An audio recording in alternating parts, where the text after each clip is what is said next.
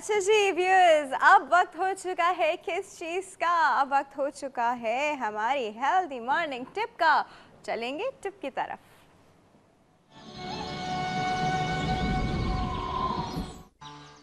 अच्छा, आज की टिप्स जो है वो बहुत अच्छी चीज़ तो नहीं है वो कहीं से भी, लेकिन हमने अक्सर सुना है कि कॉन्स्टिपेशन जो है जब वो क्रॉनिक हो जाती है, मतलब पुरानी हो जाती है, तो काफ़ी सारे इश्यूज उसके साथ रेज हो जाते हैं, जिसमें एक इशू आता है पाइल्स का, बवासीर का।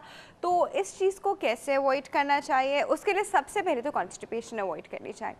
फॉर इंस्टेंट कॉन्स्टिपेशन आपकी वजह से हो गया है तो क्या करना चाहिए कि पाइल्स जो है वो बार बार हमारे, देखें पाइल्स के साथ होता क्या है कि जितनी बार आप स्टूल पास करते हैं पाइल्स एग्जैजरेट हो जाता है। पाइल कभी कभी एक से दो स्टूल के बीच में जो टाइम पीरियड होता है उसमें वो ठीक हो जाते हैं, फिर अब दोबारा स्टूल पास करते हैं तो फिर से पाइल्स जो हैं वो जाग जाते हैं। तो इसका मतलब है स्टूल को ठीक करना पड़ेगा, स्टूल को जो है वो सॉफ्ट करना पड़ेगा। अब उसके क्या तरीके हैं? ये तरीके जो है कॉन्स्टिपेशन रिलीव करने के लिए यूज़ किए जाते हैं।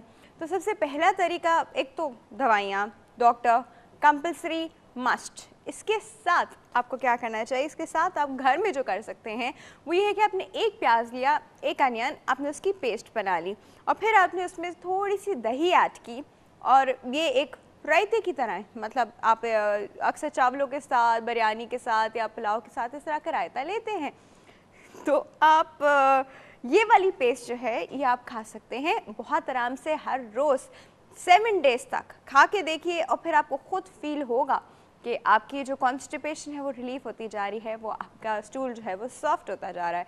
तो इससे क्या होगा, फिर आपकी पाइल्स जो है वो बार बार जैसे कहते हैं छिड़के एग्जैजरेट हो जाते हैं, वो नहीं होंगे। दूसरी जो बड़ी अच्छी चीज़ है वो ये है कि खैर वेट गेन तो इसका अपनी जगह लॉजिकल है, बट अगर हम इसको बैलेंस करके लें बाकी फूड के साथ तो वेट गेन ना हो। लस्सी, अगर रोज़ाना 1 ग्लास लस्सी का पी लिया जाए लंच के बाद तो भी आपकी कॉन्स्टिपेशन जो है वो रिलीफ होती है, डेफिनेटली पाइल्स उससे ख़त्म होते हैं। इसके बाद जो बहुत ही अच्छी चीज़ है वो है इंजीर, सूखी इंजीर जिसे फिक्स कहा जाता है। ये चीज़ आपको अक्सर ड्राई फ्रूट्स की दुकानों में मिलेगी लड़ी की फॉर्म में। सिर्फ 2 अंजीर आप शाम के वक्त पानी में भिगो दीजिए, अगली सुबह निहार मुँह बग़ैर कुछ खाए आप वो 2 अंजीर खाएं। वो खाने से पहले 1 घंटा पहले आपने कुछ ना खाया वो तो कोशिश कीजिए निहार मुँह हो, और इसके खाने के 1 घंटे बाद भी आपने कुछ ना खाएं और उसके बाद आप अपना नॉर्मल फूड लें।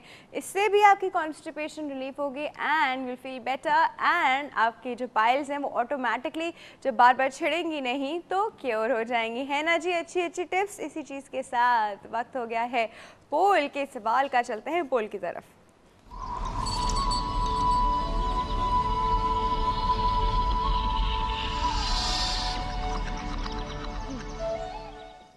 अच्छा जी, आज जो हमारा सवाल है वो, सिंस आपको पता है रमज़ान चल रहा है और ज़्यादा इसमें हमारी अटेंशन जो होती है वो इफ्तार की तरफ होती है कि इफ्तार की टेबल पे क्या क्या पड़ा है। छोड़ें, जुल्म तो तब होता है जब कोई हमें अफ्तारी पे बुला लेता है, और उससे बड़ा जुल्म तब होता है जब हम लोग बाहर रेस्टोरेंट्स में अफ्तारी करने जाते हैं, जब बुफे सिस्टम होता है। अब हमारा जो आज का सवाल है वो कुछ इस तरह है कि बुफे अफ्तार करना चाहिए हाँ या नहीं? अभी आप लोग बताएं। कुछ लोग कहते हैं बहुत अच्छी बात है जी, बहुत वैरायटी मिलती है तो बहुत उसको बड़ा अच्छा फील होता है, तो पेट भी अच्छे से भर जाता है, तो डिफरेंट टेस्ट भी मुंह में आ जाते हैं, ये एक चीज़ है। दूसरे कहते हैं कि नहीं नहीं, इससे हम लोग ओवर ईटिंग कर लेते हैं, तो बुफे नहीं होना चाहिए, 1-2 चीज़ें होनी चाहिए जो हम सिलेक्टिवली खा लें। हर एक अपना पॉइंट ऑफ व्यू है।